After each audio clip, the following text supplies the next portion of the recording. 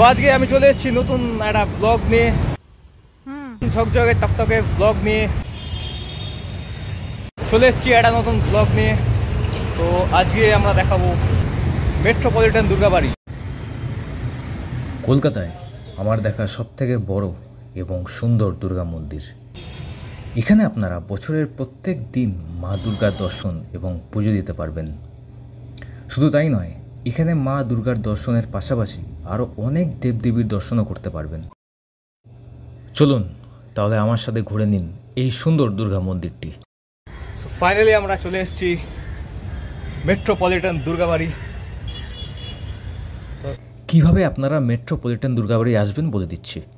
যদি আপনি শিয়ালদা থেকে আসতে চান তাহলে শিয়ালদা মেট্রো স্টেশন থেকে মেট্রো ধরে আপনি নামবেন সল্টলেক স্টেডিয়াম স্টেশন থেকে বেরিয়ে গেট নাম্বার এ থেকে যে কোনো বাইপাস সংলগ্ন বাস ধরে নেমে পড়ুন বাইপাস ধাবা হলো ল্যান্ডমার্ক। বাইপাস ধাবা নামার পর বাইপাস ধাবার গা ঘেঁষে যে রাস্তাটা পড়বে সেই রাস্তা ধরে মাত্র 5 মিনিট হাঁটা পথে আপনার ডান দিকে পড়বে মেট্রোপলিটন দুর্গাবাড়ি।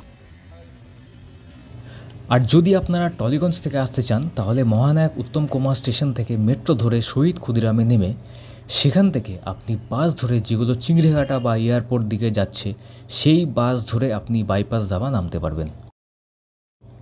এখানে আপনারা 5খানা মন্দির দেখতে পারবেন। সবার প্রথমে সিঁড়ি দিয়ে উঠলে দেখতে পারবেন প্রভু জগন্নাথ দেবের মন্দির, তারপর মা দুর্গার মন্দির যার মন্দিরের চূড়াটা সবথেকে বড়। অন্যদিকে রয়েছে বজরংবলীর মন্দির, তার ঠিক পেছনে রয়েছে মা কালীর মন্দির, আর তারপর রয়েছে মহাদেবের মন্দির। আর প্রত্যেকটা মন্দিরের মাথায় দেখবেন সোনালী রঙের পদ্মফুল বেশ সুন্দর করে সাজানো। তোমরা কিছু সিনেম্যাটিক শর্টস দেখে নাও।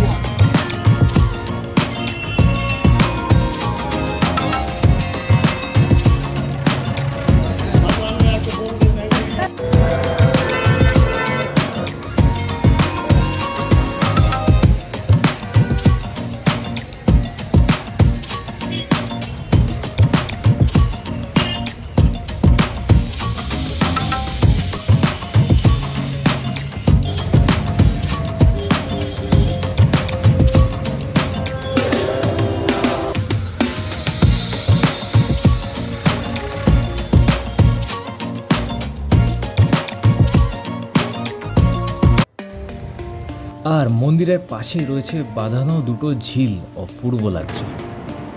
সো আশা করি এই ইনফরমেশনগুলো আপনার অবশ্যই কাজে লাগবে।